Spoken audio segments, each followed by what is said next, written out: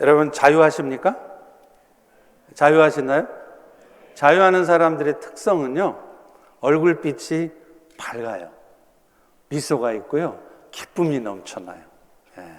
오늘 자유하는 여러분 되시기를 축원합니다. 우리 다 같이 따라서 하겠습니다. 자유하는 삶. 로마서 14장 1절부터 6절의 말씀인데요, 교독하실게요. 믿음이 연약한 자를 너희가 받되 그의 의견을 비판하지 말라. 어떤 사람은 모든 것을 먹을 만한 믿음이 있고 믿음이 연약한 자는 채소만 먹느니라. 먹는 자는 먹지 않는 자를 업신여기지 말고 먹지 않는 자는 먹는 자를 비판하지 말라. 이는 하나님이 그를 받으셨음이라. 남의 하인을 비판하는 너는 누구냐? 그가 서 있는 것이나 넘어지는 것이 자기 주인에게 있음에 그가 세움을 받으리니 이는 그를 세우시는 권능이 주께 있음이라. 어떤 사람은 이 날을 전날보다 낮게 여기고 어떤 사람은 모든 날을 같게 여기나니 각각 자기 마음으로 확정할지니라. 나를 중히 여기는 자도 주를 위해 중히 여기고 먹는 자도 주를 위해 먹으니 이는 하나님께 감사하며 먹지 않는 자도 주를 위해 먹지 아니하며 하나님께 감사하느니라. 아멘. 고대 그리스의 철학자 플라톤은요, 인간의 행복을 위한 5가지 조건에 대해서 말했습니다. 첫째, 행복하려면 먹고 살기에 조금은 부족한 듯한 재산이 있으면 행복하다. 둘째, 모든 사람이 칭찬하기에는 조금은 부족한 듯한 외모, 2% 부족한 외모. 셋째, 자신이 생각하는 것에 반밖에 인정받지 못하는 명예. 넷째, 남과 겨루었을 때 2사람은 못 이겨도 1사람 정도는 이겨낼 수 있는 정도의 체력. 그리고 마지막으로 연설할 때 듣는 사람의 반 정도는 고개를 끄덕이지만 반 정도는 조는 말솜씨 등입니다. 플라톤은 행복의 조건을 완벽한 데서 찾지 않았습니다. 완벽하지 않지만 만족할 때 행복이 찾아온다는 거예요. 그런데 사실 사람들은요, 완벽해지기를 원해요. 또 그렇기 때문에 나보다 더 완벽한 사람들을 보면 굉장히 부러워합니다. 또 반대로요, 나보다 완벽하지 못한 사람들을 보잖아요. 은근히 무시해요. 판단해요. 그런데 플라톤은 지금 내가 가지고 있는 것, 그것이라도 감사할 수 있으면 그것이 행복이라고 말하는 것이죠. 그리고 내가 완벽하지 않은 것처럼 다른 사람들도 완벽하지 않을 수 있다는 것을 인정하기 때문에 그들의 부족함을 받아들일 때 나도 행복해지고 나를 통해서 다른 사람들도 행복해질 수 있다는 거예요. 사랑하는 성도 여러분, 우리 신앙생활도 마찬가지입니다. 여러분 스스로의 신앙생활에 만족하지 못하는 이유가 뭐냐면요, 여러분 자신에 대해서도 너무 완벽함을 기대하기 때문에 그래요. 그래서 내가 봐도 완벽하지 못한 자신을 보면서 자꾸 자책하고 죄책감에 시달려요. 그래서 자유하는 신앙생활을 하지 못하는 겁니다. 또 더불어서 남에 대해서도요, 완벽함을 기대하고 또 그래서 부족함을 바라볼 수 없기 때문에 판단을 하게 돼요. 비난을 하게 되는 거예요. 오늘 본문은 그리스도인의 삶에 있어서 도대체 자유하는 삶이라는 것이 무엇인지에 대해 말씀해 주고 있어요. 그 자유함이 나 자신을 자유롭게 할 뿐만 아니라 다른 사람들도 자유롭게 하는 은혜가 있기를 오늘 시간 간절히 축원합니다. 우리는 자유하는 삶이라고 하면요, 보통 자기 마음에 이끌리는 대로 마음대로 사는 거를 자유교하는 삶이라고 생각해요. 그래서 뭐 하고 싶으면 하고 싶지 않으면 안 해. 하지 마. 율법적으로 너무 살지 마. 안 해도 돼. 이렇게 말한다는 거예요. 그러나 바울은 그렇게 말하고 있지 않습니다. 바울은 자유하는 삶이라는 것은 주를 위하는 마음으로 섬기고자 할 때 그 섬기는 방법에 있어서는 각각 자기 마음의 확정대로 되는 대로 하라는 것이에요. 바울은 먼저 로마 교회 안에 있었던 논쟁거리에 대한 자신의 견해를 밝히면서 이 부분을 설명합니다. 바울이 로마서를 쓸 당시 교회 안에는요, 시장에 마켓에 나와 있는 고기를 그리스도인들이 먹으면 되냐 안 되냐 이걸로 싸우고 있었어요. 이게 무슨 말인가 싶죠?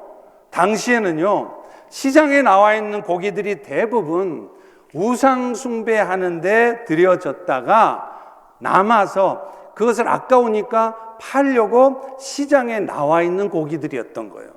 그렇기 때문에 교인들 중에는 그 고기들이 우상 숭배하는데 제물로 드려졌던 것임을 뻔히 알면서 우리 그리스도인들이 먹는다는 것은 그것은 하나님께 범죄하는 일이다, 그렇게 생각하면서 먹으면 안 된다고 생각하는 사람들이 있었습니다.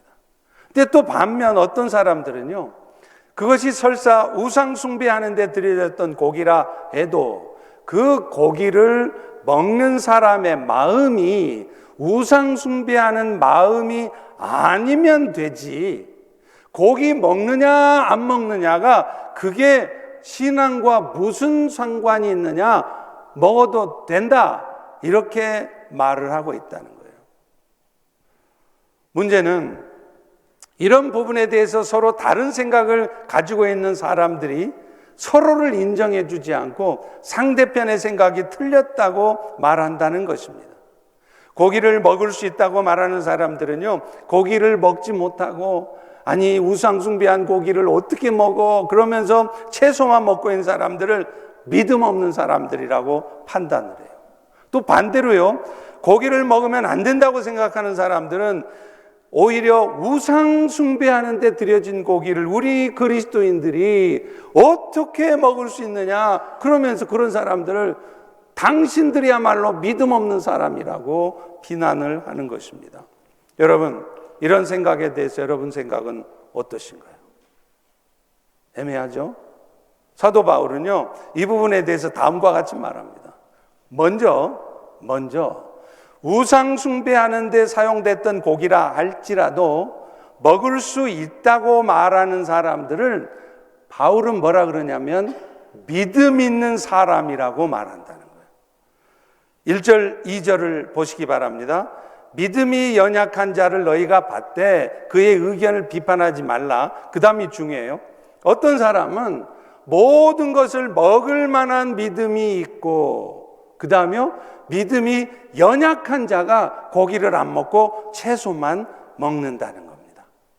바울은 이 말씀에 의하면 일단 우상에 바쳐졌던 고기라 할지라도 그것을 먹는 행위를 믿음의 행위라고 말하고 있고요, 반면에 시장에 나와 있는 고기가 혹시 우상 숭배하는 데 쓰였던 고기일지도 모르니까 우리 그리스도인들은 먹으면 안 된다, 그러면서 일부러 채소만 먹는 사람들, 이 사람들을 바울은 믿음 있는 사람이 아니라 믿음 없는 사람이라고 말한다는 거예요.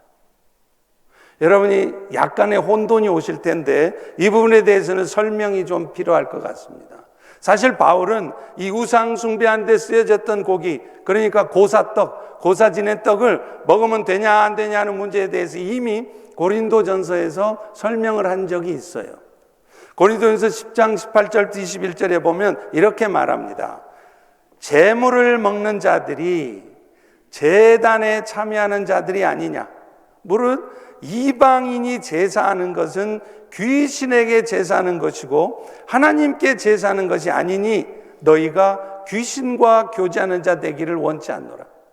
여러분이 여러분의 부모님 또 할아버지 할머니에게 제사 드리는 것, 그게 부모를 할아버지를 공경하는 게 아니라 그게 사실은 여러분이 귀신과 교제하는 것이 된다는 거예요. 그래서 너희가 주의 식탁과 귀신의 식탁에 겸하여 참여하는 것이 되니 하지 말아야 된다. 이렇게 말하는 것 같다는 겁니다. 자, 여기까지 보면 바울은 분명 이방인들이 제사하는데 쓰여진 제물, 고기를 먹는 것은 결국 제사에 그 이방 제사, 우상 숭배에 참여하는 것이 되어서 그것이 그리스도인들에게는 옳지 않은 행위인 것처럼 말해요. 자, 그런데요, 그 다음 고린도전서 10장 25절에 가면 반전이 일어나요. 어떤 반전이냐? 무릇 시장에서 파는 것은 양심을 위해서 묻지 말고 먹으라. 이것은 땅과 거기 충만한 것이 주의 것입니다. 이 말이 무슨 말이에요? 우상에 드려졌던 고기든 아니든 땅에 있는 모든 것은 다 일단 주님의 것이니까 감사함으로, 믿음으로 먹으면 괜찮다는 것이죠. 다만 조건이 하나 붙는데 항상 고기를 먹어도 되는 것이 아니라는 거예요. 불신자 중에 누군가가 여러분을 청해요. 청해 와가지고 인바이트를 해서 고기를 내놨어. 그런데 그런 말을 안 하면 좋은데 그 말을 하는 거예요. 선생님, 그런데 이 고기가요, 어제 저녁에 우리 집에 제사가 있어서 제사에 드려졌던 고기네요. 우상 제물에 드려졌던 고기네요. 이렇게 말한단 말입니다. 그럴 때는 먹지 말라는 거예요. 그 이유가 뭐냐? 고린도전서 10장 28절 29절입니다. 누가 너희에게 이것이 제물이라, 우상 제물에 드려졌던 것이라 말하거든 알게 한 자의 양심을 위해서 먹지 말라. 내가 말한 양심은 너희의 것이 아니라 남의 것이다. 이 말이 무슨 말이냐면 여기서 양심이라는 게 누구의 양심이냐면 여러분의 양심이 아니라 이 고기가요, 근데 제사 지낼 때 드렸던 고기예요, 우상 제물에 드렸던 고기예요 라고 말을 한 사람의 양심이라는 거예요. 그러니까 이게 무슨 말이냐면 우상에 드려졌던 고기라 할지라도 여러분들은 감사함으로, 주님이 주신 것이니까 감사함으로 먹으면 돼요. 그런데 혹시 그 고기가 근데 우상 숭배하는 데 쓰여졌던 고기인데 괜찮으실라나요? 이렇게 말을 하고 있으면 그 말을 한 사람 앞에서는 먹지 말라는 겁니다. 왠 줄 아세요? 혹시 그럼에도 불구하고 그 우상의 제물을 먹는 여러분들의 행위를 보고 그가 생각하기를 우상 숭배 행위 자체를 해도 괜찮은 것으로 받아들일 수 있다는 겁니다. 오늘 본문에 보면 로마서 14장 14절 23절도 똑같은 말씀을 해요. 내가 주 예수 안에서 알고 확신하는데 무엇이든지 스스로가 속된 게 없다는 거예요. 다만 속되게 여기는 그 사람에게 속되다는 겁니다. 그러니까 이거 우상 제물에 드려진 건데 이 먹으면 안 되는데 근데 너무 먹고 싶어. 그러면 그 사람은 의심을 하고 먹었잖아요. 그러니까 그 사람은 그 우상의 제물에 드려진 고기를 먹었기 때문에 죄가 되고 정죄받는 게 아니라 믿음으로 먹은 게 아니라 의심하고 먹었기 때문에 정죄된다는 거예요. 이는 믿음을 따라 하지 아니하였기 때문이라 믿음을 따라 하지 않는 것이 다 죄니라. 그러니까 중요한 게 뭐냐면 여러분이 그 우상의 제물을 먹었느냐 안 먹었느냐가 중요한 게 아니라는 거예요. 여러분이 그 순간에 믿음으로 먹었느냐, 믿음으로 했느냐, 믿음으로 살았느냐, 그것이 중요한 거라는 겁니다. 모든 것을 하나님이 주신 것으로 알고 여러분이 감사함으로 먹으면 죄이지만 우상 제물로 드려졌던 것이라 말하면 먹지 말아야 하는데 그 이유가 나는 감사함으로 먹으면 그게 믿음으로 먹어서 나는 죄가 안 돼. 그런데 똑같이 먹어도 하나님께 감사함으로 먹지 않은 사람은 그 사람은 믿음으로 먹지 않은 사람 것이 돼요. 그러니까 내가 먹는 걸 보고 자기도 따라 먹는단 말이죠. 그런데 그 사람은 지금 믿음으로 먹는 게 아니기 때문에 나는 먹어도 죄가 안 되는데 그 사람은 죄가 된단 말이에요. 그러니 그 사람에게 죄 짓게 하지 않기 위해서 여러분은 그 사람을 위해서, 그 양심을 위해서 먹지 말라는 거예요. 먹으면 안 되어서가 아니라는 거죠. 결론적으로 바울은 이렇게 말을 합니다. 5절, 6절의 말씀을 읽습니다. 어떤 사람은 이 날을 저 날보다 낮게 여기고 어떤 사람은 모든 날을 같게 여기나니 각각 뭐라고요? 자기 마음대로 확정할지니라. 나를 중히 여기는 자도 주를 위해 중히 여기고 먹는 자도 주를 위해 먹으니 이는 하나님께 감사하며, 또 먹지 않는 자도 왜 안 먹느냐? 거리껴서, 주를 위하는 마음으로 거리껴서 먹지 않는 것이니 그것 또한 하나님께 감사할 일이라는 거예요. 그러니 고기를 먹든지 먹지 않든지 각각 자기의 믿음대로 확정해 살 일이지만 전제 조건이 붙는데 주를 위한 결정이어야 한다는 겁니다. 여러분이 비즈니스를 오픈하면서 빵집을 할까 델리를 할까 고민하신 적 있나요? 그거 왜 고민하세요? 그리스도인의 자유함이라는 게 뭐냐면 원 포인트, 하나님이 딱 집어서 얘기해 주를 기대하는 게 아니라 여러분이 주를 위하는 마음으로 하면 빵집을 해도 괜찮고 델리를 해도 괜찮아요. 여러분 마음대로 하라는 거예요. 아주 신앙과 믿음이 좋은 것처럼 하나님 제가 빵집 해야 돼요, 델리 해야 돼요 묻지 말라는 겁니다. 네 마음대로 하라는 거예요. 여러분 이것이 바로 그리스도인의 자유하는 삶입니다. 자유하는 삶이라는 것은 아무렇게나 살아도 된다는 말이 아니라 주의 뜻대로 살고자 할 때는 그 방법은 이렇게 해도 되고 저렇게 해도 될 수 있다 이 말이에요. 자기 마음에 확정한 대로 하면 된다는 겁니다. 다만 한 가지, 그것이 주를 위한 마음이어야 한다는 것입니다.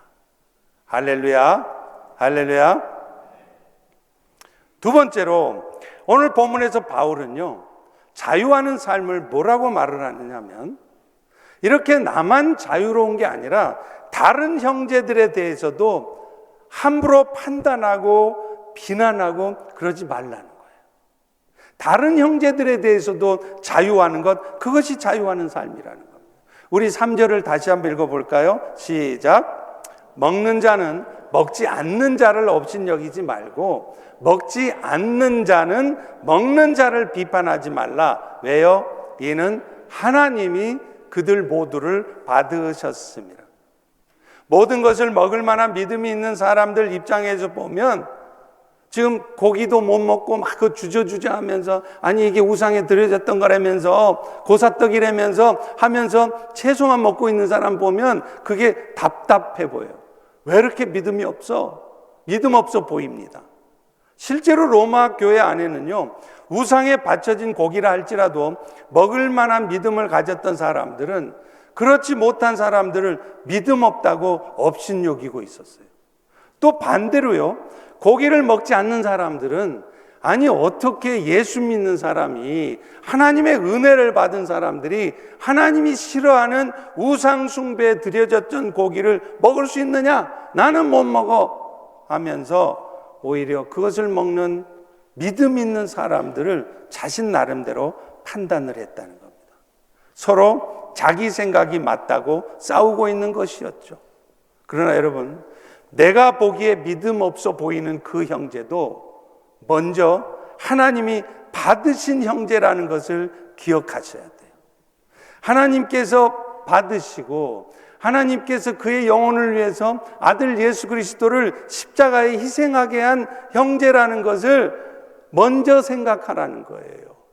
그런데 하나님께서 받으신 형제를 하나님이 괜찮다고 하는데, 하나님이 내 아들이라고 하는데 그런 형제를 여러분이 함부로 이렇다 저렇다 말하지 말라는 겁니다. 아마 여러분 주변에도 분명히 여러분 보기에도 믿음이 있어요. 그래서 죽어 천국은 갈 것 같아요.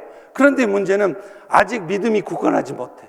그래서 이랬다 저랬다 하는 사람 보지 않습니까? 그럴 때 여러분, 그런 믿음 연약한 사람을 함부로 여러분을 기준을 가지고 뭐 저 따위가 있어, 뭐 저러고도 믿음의 사람이라고 말해, 비판하지 말라는 거예요. 바울은 4절에서 이렇게 말을 하고 있습니다. 남의 하인을 비판하는 너는 누구냐? 그가 서 있는 것이나 넘어지는 것이 자기 주인에게 있음에 그가 세움을 받으리니 그를 세우시는 권능이 네가 아니라 주님께 있습니다. 여러분, 우리말에 오지랖 넓다 하는 말이 있죠. 이 말이 무슨 말이에요? 이것저것 하여튼 참견하기 좋아하는 것, 이걸 오지랖 넓다라 그러잖아요. 그런데 사실 우리가 이것저것 참견하는 이유가 내가 마음 불편해서도 그렇지만 그 사람이 하여튼 잘 되었으면 옳게 살아가게 하려고 그런 마음에 사는 것이기도 하지 않습니까? 그런 차원에서 보면 오지랖 넓은 것이 반드시 나쁜 게 아니에요. 자, 그런데 문제는요, 우리 한국 사람들은 그 오지랖이 넓어도 너무 넓다는 거예요. 우리는 모든 걸 다 참견해요. 길 가다가 어떤 하인이 자빠져 있잖아요. 그러면 그냥 조용히 못 지나가요. 반드시 참견합니다. 네가 지금 하인 주제에 지금 자빠져 있는 게 가당자냐? 지금 때가 어느 때인데 엎어져 있냐? 당장에 안 일어서?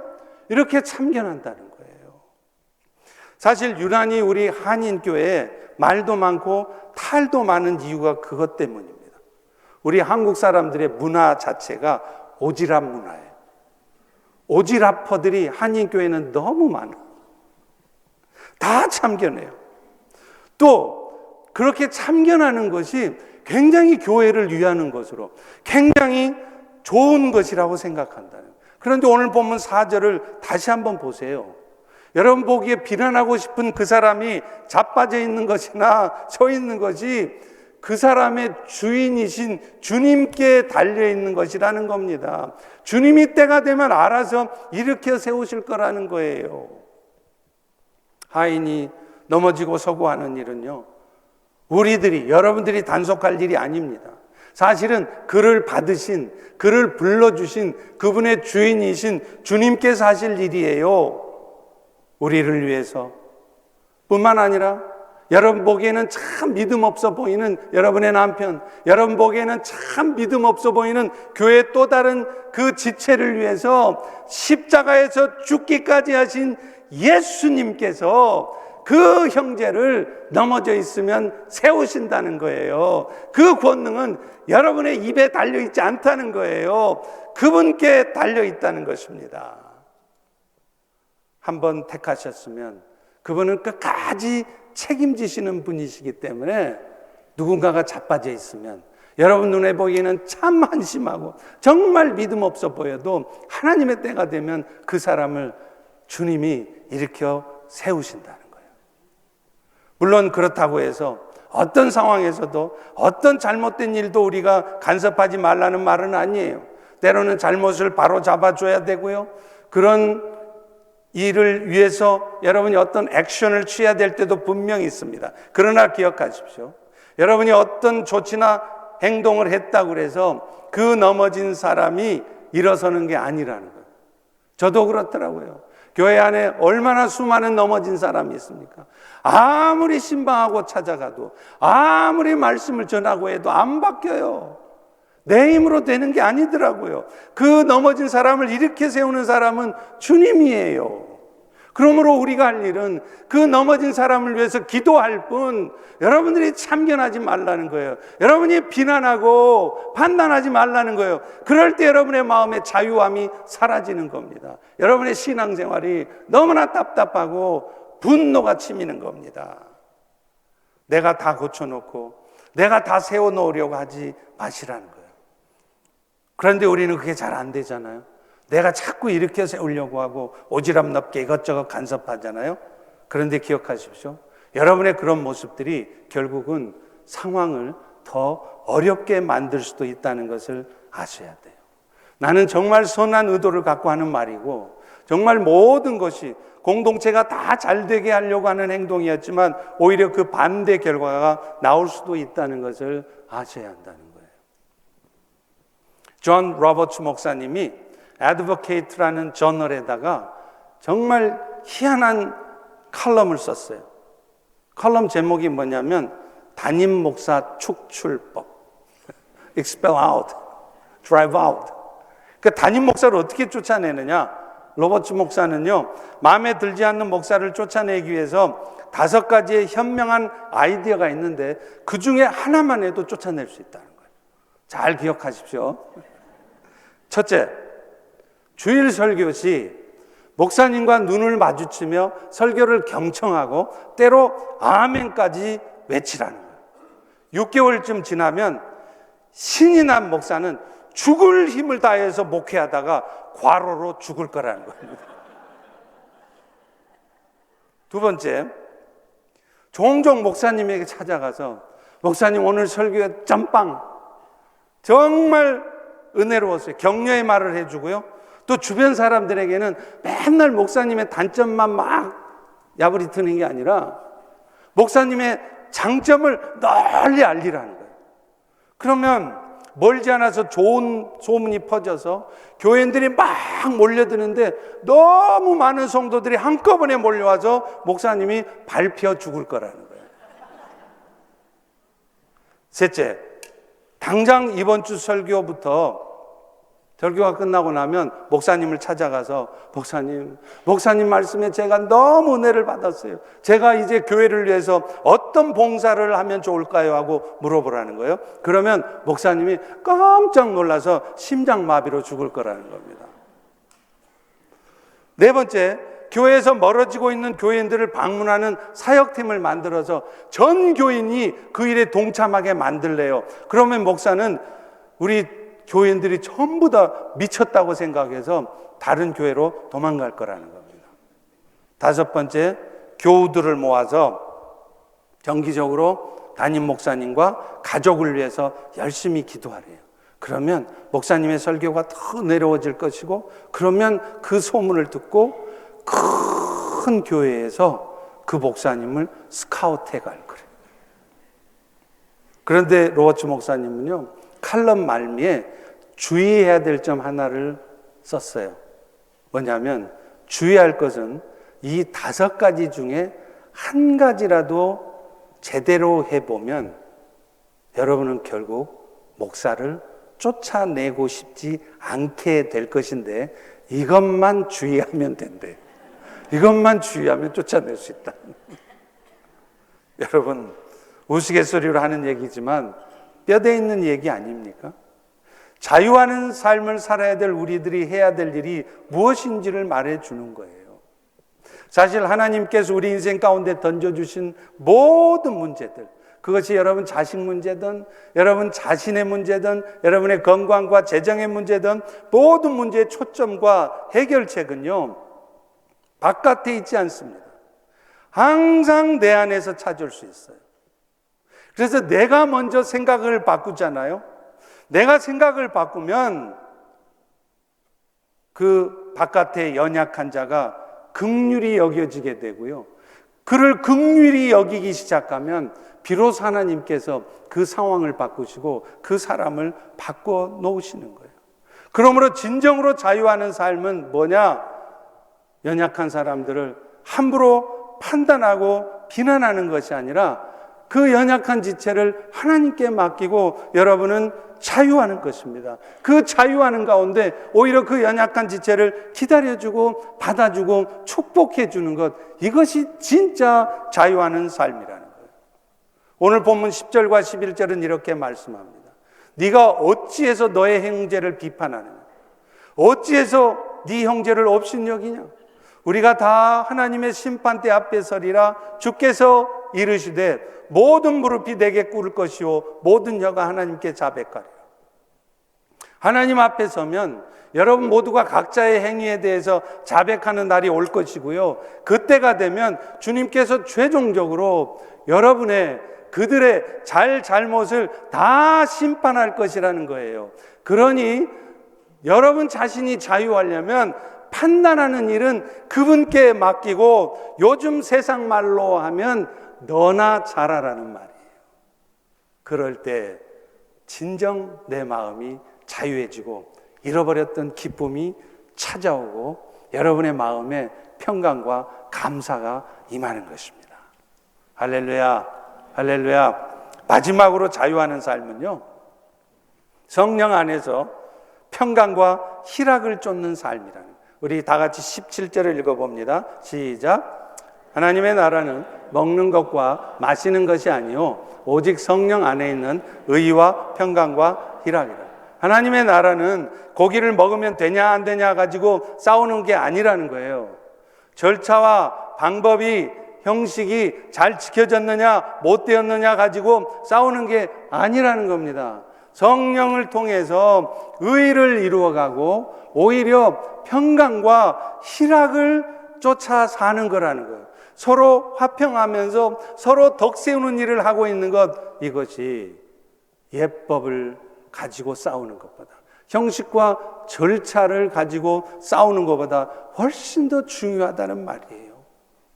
성경에 분명하게 하지 말라고 규정되어 있지 않은 부분들에 대해서는 여러분 각자 믿음을 가지고 믿음대로 하시면 돼요. 그게 그리스도인의 자유입니다. 다만 한 가지 기억하실 것은 여러분의 생각만 맞다고 말하지 말라는 거예요. 그것 때문에 화평이 깨어진다면 그것은 주님이 원하시는 게 아니기 때문입니다. 18절에도 말하지 않습니까? 이로써 그리스도를 섬기는 자는 하나님을 기쁘시게 하며 사람들에게도 칭찬을 받는다. 어떻게 하는 게 하나님이 기쁘시게 하고 어떻게 하는 게 사람들로부터 칭찬받느냐? 예법 따지다가 자기 믿음 옳다고 싸우다가 화평을 놓치지 않고 오히려 화평과 평강을 쫓아 살아갈 때 그걸 주님이 기뻐하신다는 거예요. 그렇지 않으면 여러분은 여러분 자신도 넘어질 뿐만 아니라 남도 넘어지게 하고 여러분 자신도 기쁨을 잃어버리고 어느 순간 스스로 어둠에 빠져서 살아가게 된다는 거예요. 아마 이 자리에 앉은 여러분 중에도 지금 이런 이유 때문에 스스로 그 어둠에 빠져서 힘든 시간들을 보내고 계신 분들도 계실 겁니다. 사실 교회 안에도 여러 가지 갈등이 있는 이유 중에 하나도 이거예요. 내가 생각할 때는 그게 옳다고 생각되어서 그것들을 주장할 때 생긴다는 겁니다. 여러분, 사람마다 생각이 다 같을 수가 없어요. 그것이 정말 주를 위하는 마음으로 하는 일이라면 이렇게 해도 되는 것이고 저렇게 해도 되는 것입니다. 예를 들어 볼까요? 예배 중에 복음성가를 써야 되느냐 쓰면 안 되냐로 싸워요. 찬송가가 얼마나 깊은 은혜가 있는지 몰라요. 그러니 예배 중에 찬송가를 썼으면 좋겠습니다 라고 말하는 것은 얼마든지 괜찮습니다. 그러나 예배는 반드시 찬송가만 써야 한다고 주장한다면 오늘 본문의 말씀에 근거해서 보면 그게 진짜 믿음 좋은 사람이 아니라는 거예요. 또 그 반대로요, 예배 중에 복음성가를 사용하면 우리 2부 예배처럼 열린 예배 형태로 이렇게 복음성가를 사용하면 훨씬 더 주님의 임재를 더 잘 느낄 수 있어서 좋습니다, 이렇게 말하는 건 괜찮아요. 그런데 우리 교회도 요즘 트렌디한 교회들처럼 찬송가 쓰지 말고 복음성가를 씁시다, 그렇게 주장하고 있으면 그것이 정말 교회를 사랑하고 정말로 예배를 사랑하는 것이 아니라 오히려 믿음 없는 사람이라는 것입니다. 그런데 여러분 아십니까? 참 재밌는 거는요, 오늘날 여러분이 정말 찬송가가 경건하다고 생각하잖아요. 여러분이 지금 경건하다고 생각하는 이 찬송가가 중세시대 12세기 13세기는요 아주 경박한 찬양으로 받아들여졌다는 거예요. 당시에는 아마 여러분이 지금 들으시면 이거 뭐 장례식 때나 쓰면 딱 알맞겠네 싶은 그런 찬송가, 그레고리안 성가라고 그래요. 그레고리안 트렌트라고 그러는데 이걸 주로 찬송가로 썼어요. 그리고 오늘날 여러분 생각하는 야 참 경건해, 찬송가는 경건해, 그렇게 생각하는 찬송가가 그 중세 당시에는 아주 경박한 찬양이었다는 겁니다. 얼마나 아이러니한 이야기입니까? 제가 미국에 와서 참 재밌는 것 중에 하나가 각 주마다 차량 번호판이 다르다는 거예요. 저도 좀 완벽주의가 있고 좀 원칙주의, 좀 보수적인 데가 있거든요. 그래서 아니 번호판도 이왕이면 하나로 통일하면 관리하기도 좋고 편할 텐데 아니 왜 미국 사람들은 왜 저렇게 복잡하게 사나? 이런 생각이 들었어요. 근데 나중에 보니까 주마다 다른 건 이해가 되는데 같은 주 안에도 번호판이 다르더라고요. 근데 여러분, 신앙생활도 마찬가지예요. 사람의 성향이나 신앙의 빛깔에 따라 다 다를 수 있어요. 내 생각을 말하는 것이야 상관없지만 반드시 내 생각대로 되어야 한다고 하면 그건 진짜 믿음의 사람의 모습이 아니라는 겁니다. 그것이야말로 자기 확신이고 신념일 수 있어요. 간혹 옆 동네 교회에서 오신 분들이 그런 얘기를 해요. 아니, 이놈의 교회는 그게 무슨 말이에요? 그 다음 얘기, 좋은 얘기 나오겠어요? 아니, 이놈의 교회는. 그러니까 이전 교회에 익숙한 나로서는 지금 이 교회의 이런 모습들이 마음에 안 든다는 거예요. 마음에 안 드시면 죄송하지만 다시 가시면 돼요. 근데 여기 버티고 앉아서 맨날 모임 있을 때마다 가서 아니, 이놈의 교회는 그러지 말라는 거예요. 이 교회에 오셨으면 이 교회 신앙의 빛깔에 따르십시오. 교회마다 빛깔이 다 다르고 개인의 신앙이 다 다른 거예요. 여러분, 부모님이 낳아주시고 길러주신 은혜에 감사해서 칠순잔치를 자식들이 해요. 그런데 그 자식들이 그 부모 앞에서 싸워요. 근데 뭐 갖고 싸우냐면 큰아들은 부모님 선물로 캐시를 드리는 게 좋다는 거예요. 어른들은 체크로 돈을 드리면 쉽게 쓸 수 없기 때문에 캐시가 좋다는 거예요. 근데 둘째 아들은요, 캐시보다는 체크가 좋다는 겁니다. 왜냐하면 어른들은 쉽게 돈을 잃어버리는데 체크로 드리면 다시 그것을 발급해 드릴 수 있으니까 체크가 좋다는 거죠. 그러면서 이 첫째, 둘째가 캐시냐 체크냐 가지고 막 싸워요. 아니 여러분, 캐시 뭣도 없고 체크면 어때요? 캐시든 체크든 많이 주기만 하면 장땡이지. 많이 주지는 않고 꼬작 100불 주면서 이걸 캐시로 줘야 되네, 뭐 체크로 줘야 되네, 싸우고 앉아있단 말이에요. 여러분, 이 모습을 보는 부모 마음이 얼마나 찢어지겠습니까? 그런데 여러분 아십니까? 오늘 우리 모두가 우리도 모르는 사이에 그렇게 신앙생활을 하고 있다 이 말이에요. 별로 중요한 것도 아닌 것 같죠. 복음의 본질이라면 여러분 목숨 걸고 지켜야 됩니다. 그러나 복음의 본질에 관한 것도 아니고 방법에 관한 거예요. 이렇게도 할 수 있고 저렇게도 할 수 있어요. 헌금할 때 주머니를 돌릴 수도 있고 들어오는 입구에 넣을 수도 있는 거예요. 근데 그걸 가지고 자기 생각이 옳다고 주장하면서 서로 싸우고 앉아있으면 그걸 보는 우리 모두의 아버지 하나님께서 그런 우리들을 기뻐하시겠습니까?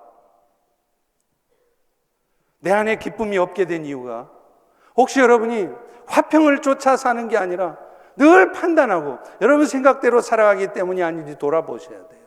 19절 20절에 말씀합니다. 그러므로 우리가 화평의 일과 서로 덕을 세우는 일에 힘쓰나니 음식으로 말미암아 하나님의 사업을 무너지게 하지 말아라. 만물이 다 깨끗하되 거리낌으로 먹는 사람에게는 악한 것이다. 이게 뭐예요? 화평의 일과 덕 세우는 일을 먼저 하래요. 왜 부정하냐? 내가 부정하다고 생각하니까 부정한 거예요. 내가 부정하다고 생각하지 않으면 그건 부정하지 않은 것인데 내 생각대로 부정하다고 말한다는 거예요. 이것은 하나님의 사업을 무너지게 하는 겁니다. 자신은 하나님의 나라를 위해서 하는 것이고 교회를 위해서 하는 말이라고 하지만 그것이 사실은 자기 확신과 신념 가운데 갇혀 사는 것일 수 있어요. 그리고 그런 모습들이 자신의 의도와는 다르게 하나님의 사업을 망하게 하고 교회를 망하게 하는 수가 있다는 겁니다. 사랑하는 성도 여러분, 진정한 기쁨은 앞서 말한 플라톤의 말처럼 내 스스로가 완벽할 수 없고 또한 남도 완벽할 수 없다는 사실을 받아들이는 거예요. 그래서 남을 판단하고 무시하고 업신여기는 게 아니라 그의 주인이신 주님께서 세우시기를 기대하며 기도하는 것입니다. 말씀을 맺겠습니다. 금년 1월경에 제가 어느 날 새벽 기도를 하는데 뭔가가 걱정스럽고 부담스러운 거예요. 그래서 막 기도하고 있는데 하나님이 갑자기 그렇게 말씀하십니다. 너 그 일을 즐겁고 기쁘게 할 수는 없겠니? 왜 억지로 힘들어하며 하니? 이런 얘기를 하시는 거예요. 그때 제 마음에 찔림이 있었습니다. 그러고 얼마 있다가 며칠 뒤에 제가 우연히 옷장을 정리하면서 옛날 옷들의 이 주머니를 뒤지다가 이 말씀이 적혀져 있는 이 띠를 발견했어요. 여러분 보시기에 멋있죠? 근데 제가 이게 멋부리느라고 찬 게 아니라 제 마음에 그런 무거운 짐이 있었는데 이 띠에 쓰이는 말씀을 보면서 제가 화들짝 놀랐습니다. 고린도후서 5장 7절의 말씀이에요. We live by faith, not by sight. 눈으로 보는 대로 사는 게 아니라 믿음으로 살라는 거예요. 그 순간에 그렇지, 내가 지금 눈에 보여지는 모습만 보니까 걱정스럽고 답답하지, 하나님이 하실 일일 텐데, 하나님이 때가 되면 이루실 일일 때 내가 왜 먼저 앞서서 걱정하고 염려하나. 사랑하는 성도 여러분, 어떤 상황도요, 먼저는 이 모든 상황을 있게 하신 하나님의 뜻이 선함을 믿기에 감사함으로 받아내 보십시오. 그러면 왜 내 인생에는 이런 일 터졌냐고 너무너무 불평하고 너무너무 어둠에 사로잡혀서 살지 않게 됩니다. 그리고 그럴 때 우리는 비로소 서로 화평을 이루어가게 되고요. 여러분, 그것이 하나님의 나라를 이루어 가는 것입니다. 오늘 우리 모든 성도들도 믿음이 연약한 자들 함부로 판단하지 마시고요. 오히려 형님답게, 언니답게, 진정한 믿음의 사람답게 행동할 수 있기를 바랍니다. 그럴 때 오히려 화평케 하신 하나님께서 먼저는 여러분의 마음에, 그리고 우리의 가정과 교회에 기쁨을 가져다 주실 것입니다. 그리고 그 기쁨이 누려지는 삶이 진정으로 그리스도 안에서 자유하는 삶인 줄을 믿습니다. 이 은혜가 여러분 모두에게 누려지는 이 아침 되시기를 축원합니다. 기도하겠습니다. 하나님, 오늘 또 귀한 은혜 말씀 주셔서 감사합니다. 우리의 삶의 전부가 하나님의 은혜일진데, 하나님, 내 기준을 가지고 옳고 그름을 판단하지 않게 도와주시고 주께 맡기며 화평과 덕 세우는 일을 함께 이루어가고자 할 때 하나님께서 이 모든 일들을 처리하시고 이루신다는 것을 보게 도와 주시옵소서. 그래서 우리의 심령에 기쁨이 회복되게 도와주시고 평강이 찾아오게 도와주시고 감사가 넘치게 도와 주시옵소서. 예수님의 이름으로 기도합니다. 아멘. 우리 다 일어나셔서